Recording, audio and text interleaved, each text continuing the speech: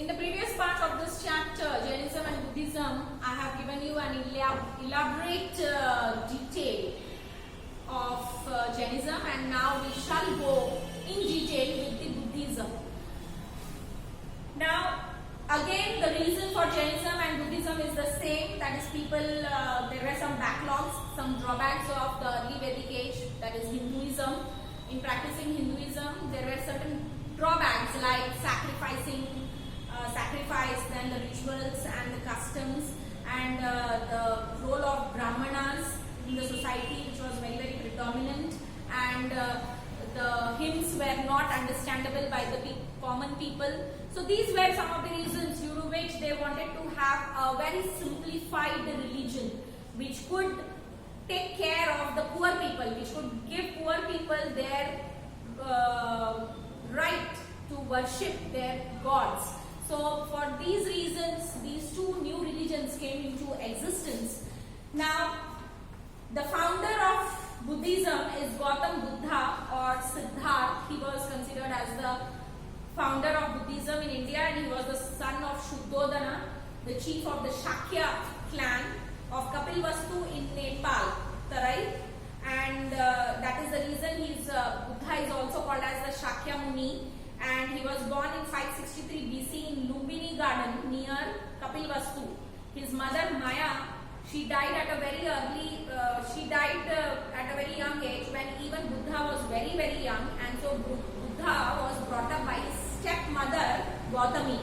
Gautami was his stepmother, and at the time of Gautam Buddha's birth, an astrologer predicted that either he will become a very great emperor or he will become a great saint. And similarly, he was as he started growing, he became very thoughtful, very serious. He started looking about the people's life. He started looking into the sufferings of life, and his father made him to get married to a very beautiful princess named Yashodhara at the age of 19, and he led a very short married life, and he had a son named Rahul. And at a very young age, only once when he was wandering on his chariot, he saw an old man, a sick man, a corpse, and an ascetic. Ascetic means a sadhu.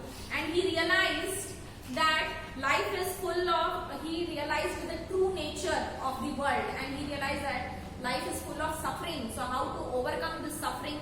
Then he thought that he should leave his home and he should go in search of knowledge as how to overcome the sufferings of mankind. And then at the age of 29, he went in search of truth, and this event is known as the Great Renunciation. For 2 years, he became the disciple of Brahmins, and he started studying Vedas and Shastras, and later on he practiced severe austerity and penance. He did severe penance, and then he got enlightenment under a people tree in Gaya. Gaya is in Bihar. So in Gaya, under a people tree, he got enlightenment, he got moksha, salvation, and that's why that tree, and he got salvation at the age of 35. And that tree is called as the Bodhi tree. It is still there in Gaya. Now, after attaining the knowledge of truth, he started giving his sermons. The first preaching he delivered at Sarnath. This event is called as the Dharmachakra Pravartana, or turning of the wheel of law. And he also established the followers of Gautam Buddha became the monks, and he established an order of the monks called Sangha to preach Buddhism. And Buddha is believed to have died in 483 BC at the age of 80, and his remains have been distributed among his followers, and those followers had made 8 stupas with his ashes. Okay. Now, what are the teachings of Buddha? Now, first is 4 noble truths and 8-fold path. First teaching of Buddha is 4 noble truths. What are the 4 truths? The world is full of sorrows. Desires are the main cause of sorrow. If you are having a lot of desire in your life, that is the main cause of sorrow. And one should get rid of this sorrow by killing desire.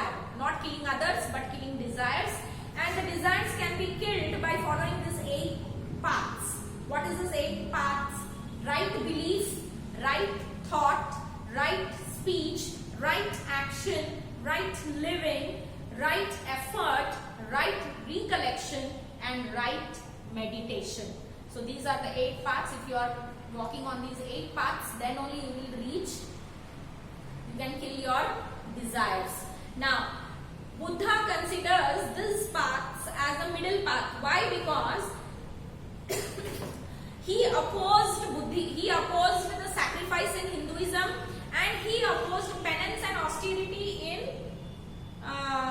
severe penance. He opposed the severe penance of Jainism. That's why he considers Buddhism as the middle path, where he opposes the sacrifice in Hinduism and severe penance, tapasya, ghor tapasya in Jainism. And he also advocates, like Lord Mahavir, the concept of non-violence, ahimsa. He says that ahimsa is parmo dharma. People should follow ahimsa, non-violence. Then silence over the, and he was also very silent over the existence of God. He believed that there is God, but he did not advocate or he did not propagate anything about God. He said that who is the universe, what is this entire world is run by a universal law, and that law is the dharma. So he brought the concept of dharma. Mahavir, he said that there is no God. Mahavir said there is no God, but Gautam Buddha said that there is God, and that God is nothing but there is a universal law which is governing this entire world, and that is called as dharma. Then there is no faith in caste system, and they also means Gautam Buddha also, he did not follow in caste system, and he believed in nirvana. Nirvana is the ultimate salvation, and through nirvana you can walk on the right path. Okay.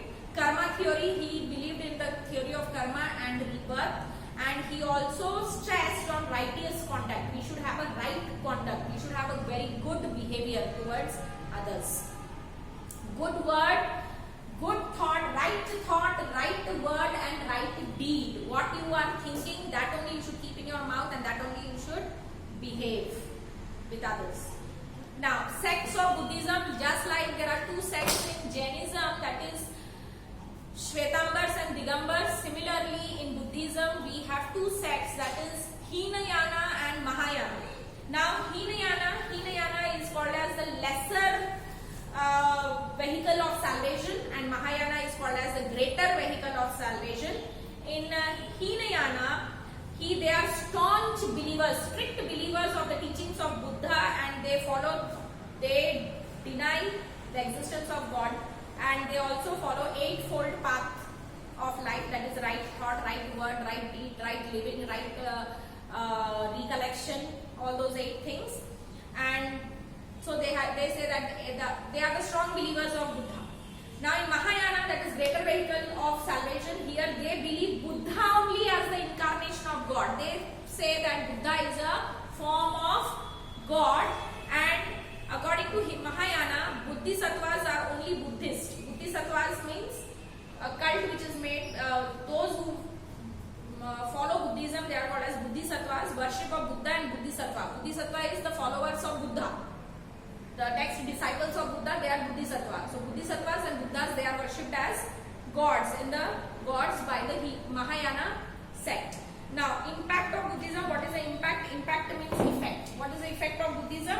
People started discarding Vedic religion. They don't want to do yajnas. They didn't want to do sacrifices.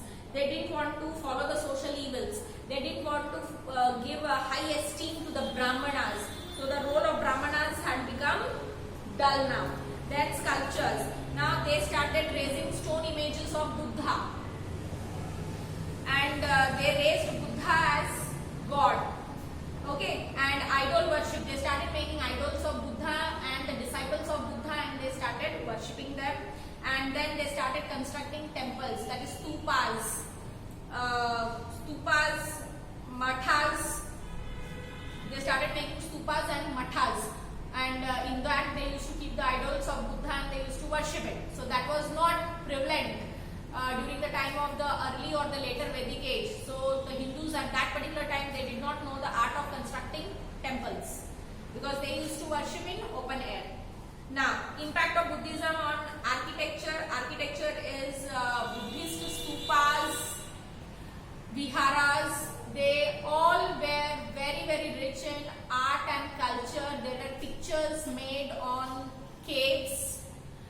They used to dig the walls of the caves, and on that they used to make idols of Buddha. The various, the entire life of Buddha would be carved on the walls of the caves. Like that, you have caves of Ajanta and Ellora, situated near Aurangabad in Maharashtra, where you can find rock-cut architecture, sculpture, gods and goddesses on the caves. And then there were great rulers during the time of Buddhism, that is Ashok, King Ashok, Kanishk, Harsha. They have built numerous monasteries, viharas and stupas. Monasteries are worshipping places, viharas are the resting place of the monks, and stupas are the places where you have the graves. Now, a large number of cave temples have been made. Viharas are the mathas, which are in which you will find the monks living. Now, in different parts of India, you have these stupas, viharas, and monasteries. Monasteries are actually caves carved out of solid rocks. Now, the rock-cut caves consisted of two parts. One is chaityas and a vihara. Chaityas and viharas. Now, chaitya is a very big hall for worship. Vihara is a living place of monks. Chaityas is the worship place. Vihara is the living place, rest house of the monks, residence of monks. Okay, that is clear. Then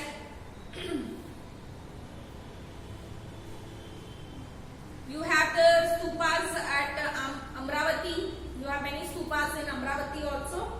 And impact of Buddhism on literature. Now, the Buddhist literature belongs to books like Tripitakas and Jatakas.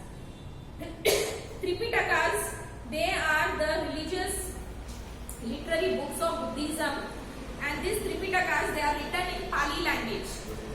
The books of Jainism are written in Prakrit language. The books of Hinduism are written in Sanskrit language. So the books of Jainism are written in Prakrit, the books of Buddhism are written in Pali language, and these Tripitakas are three in number, that is Vinay Pitaka, Sutta Pitaka and Abhidhamma Pitaka. The first one contains the rules and regulations of the daily life of a man, of nuns and monks. How nuns and monks, that is sadhus and sannyasis, sadhus and sadhvis, how they should live their life. That is written in the first Vinaya Pitaka.